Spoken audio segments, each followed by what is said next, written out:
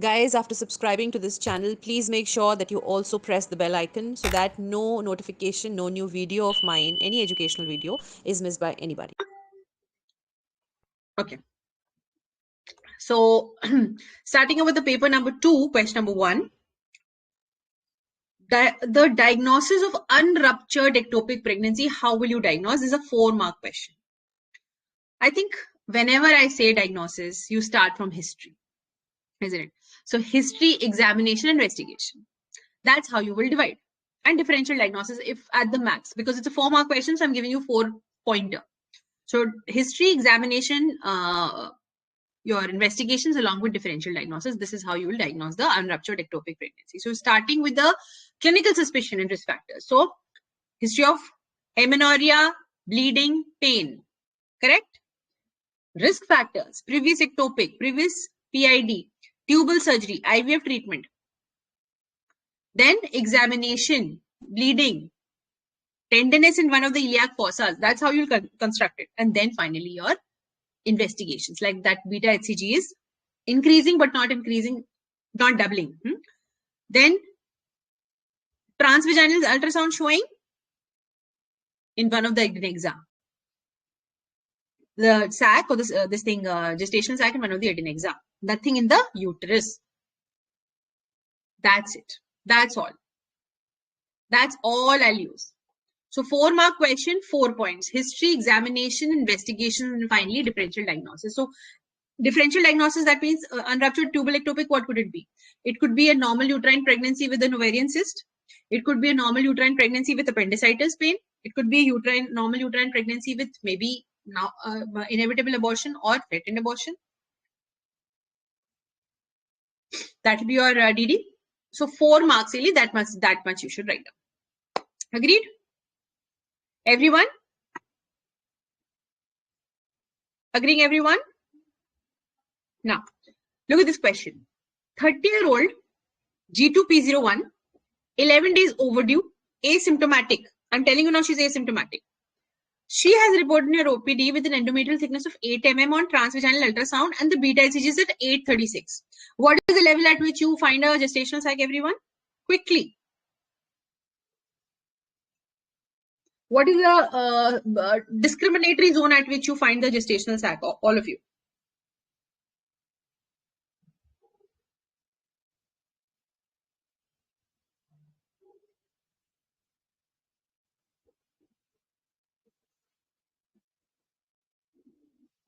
Faster than this, guys. Come on. What? The level of beta HCG after which you should see a, yes, 1500, at which you should see a gestational sac at the earliest. 1500, yes, absolutely. So, we don't have that limit right now. Our patient profile is a 30-year-old, second gravida, 11 days overdue, asymptomatic, endometrial thickness is 8, and there is a beta HCG positive for sure. What will be our management? Now, at this point in time, you are not seeing a gestational sac in the uterus. And the beta HCG is positive. This could be 2 to 3 problems here. See, I'll explain you what. My differential diagnosis is early intrauterine pregnancy, which will later on become a full-fledged pregnancy. Second diagnosis is a failing intrauterine pregnancy. Third diagnosis is ectopic pregnancy. And fourth is a pregnancy of unknown location. This is my differential diagnosis and this is what I'm starting my answer with. So discuss her management. So the management will now depend upon the beta HCG values till a gestational sac is finally seen. So right now, what I'll do is I'll start with the baseline clinical assessment. That means I'll ask her regarding her periods, right? Her fertility treatment, how has she been up till now, any pain, whatever, any spotting, bleeding at any point in time, fever, whatever. So I'll do a proper history tour examination and then I'll start with the serial beta HCG monitoring.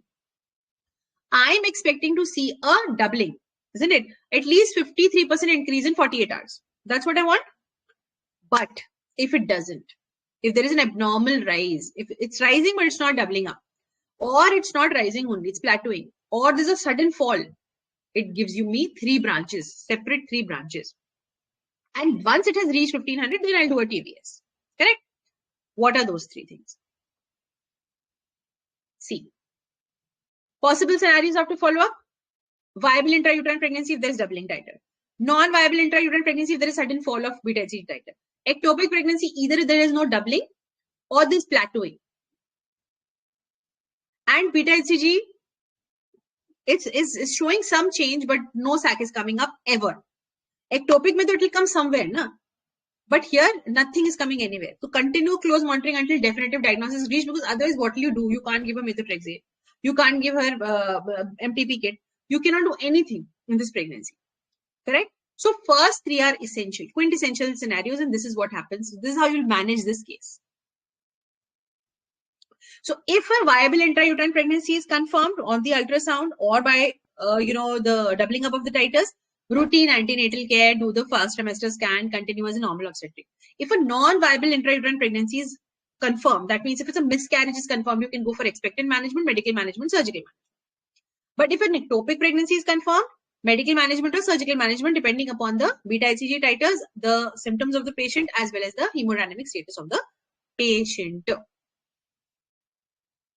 If the POL persists, you do not know whether what are we dealing with over here.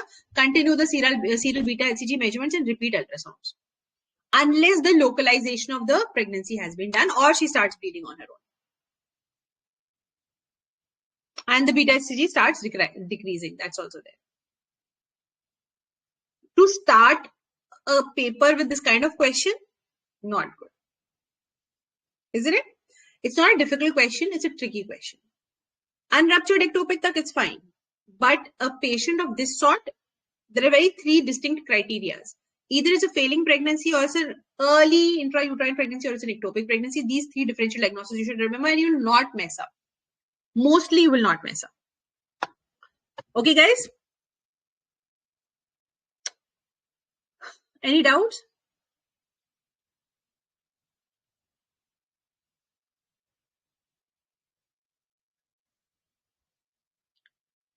Pathogenesis of RH isomanization we just did yesterday. First pregnancy or first delivery. It's the first time mother's blood is kind of sensitized by the RH positive antigen from the fetus. IgM antibodies are ready. IgM antibodies cannot cross the placenta. They cannot harm the baby. Next time such an episode happens, IgM has already given rise to IgG antibodies. IgG antibodies can cross the placenta and can cause havoc in the baby.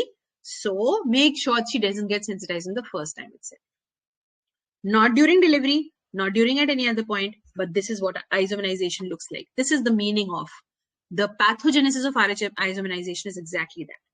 Any sensitizing event, any fetal-maternal hemorrhage, even during delivery or during pregnancy, the antenatal events can lead to sensitization, isoimmunization. Okay.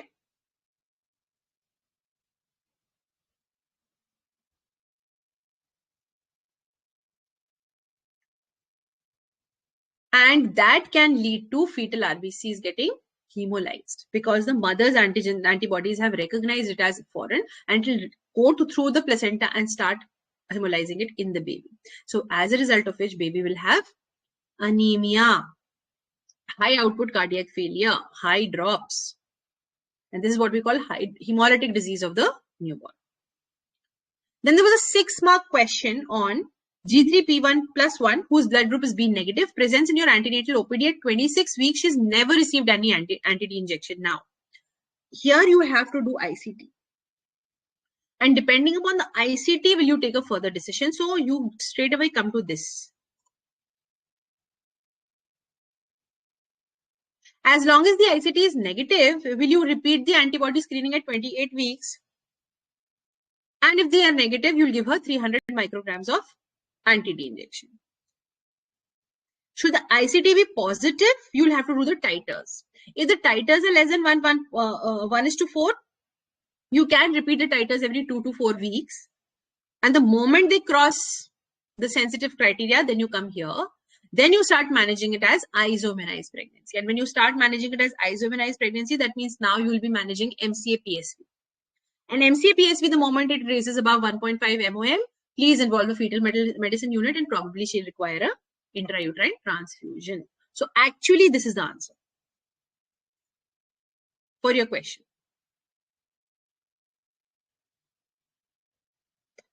So first of all, you will confirm the maternal antibody status by ICT. If no antibodies are detected, proceed with prophylaxis. If antibodies are present, she will require additional monitoring. So in that case, she will require MCA Doppler studies. Routine antenatal prophylaxis, you can tell them. Okay, the single dose regime is 1500 at 28 weeks and 500. This is actually RCOG guidelines, guys. RCOG GTG. In Indian scenario, you have that 300 microgram wala funda, 150 and 300. You can do that as well. See, 1500 is approximately 300 micrograms. So this one will be around 150. Consider additional anti-D for potentially sensitizing event. Correct. So you'll do the FMH by Cloher-Wetke test. And if it is found extra, then you give appropriately. Okay. So amount of anti-D that you have to give as per 0.5 ml of KB count. How much units you have to give you? Accordingly, you will give her extra anti-D. Okay. That's all about it. This is sufficient, guys. This is sufficient to answer this question. Everyone is clear about it, or you want me to explain it to you again? This is what you have to write in this answer. This tells you everything.